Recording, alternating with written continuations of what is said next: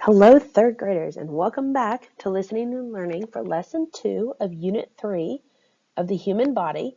And today we're going to talk about the skeletal system and specifically about the axial bones. Today you will be able to identify different axial bones within the skeletal system, as well as how the bones function inside the body. And you will also be able to read and answer comprehension questions about the body's skeletal system, including the axial bones. But let's first review. This particular system in the illustration here is a skeletal system. What is the skeletal system made up of? That's right, the bones and the skeleton. Now, why is the skeletal system important to the human body? Yes, it supports the body and it protects the organs in the human body. Remember that the cells are the building blocks of life. What do you remember about cells, tissues, and organs?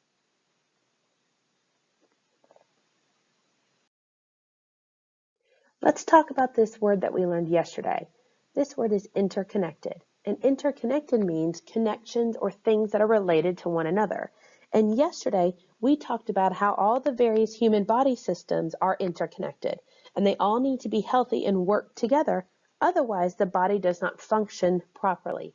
And if we put all of these separate systems together, we get what makes up our body, and all of them working together is the only way that our body works the way it's supposed to.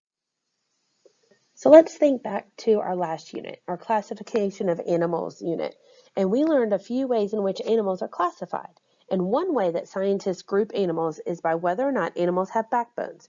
So what are those animals with backbones called? Yes, they're called vertebrates. And they're animals with backbones, so things like fish, reptiles, mammals, amphibians, and birds. So what are the animals without backbones called? Yes, they're called invertebrates. Things like sponges, sea stars, arthropods, mollusks. Yes, great job. Now, are humans and other mammals vertebrates or invertebrates? And if you remember, we talked about how mammals are vertebrates.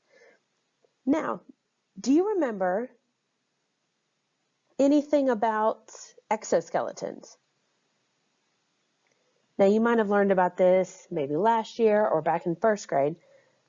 What are some animals that are exoskeletons?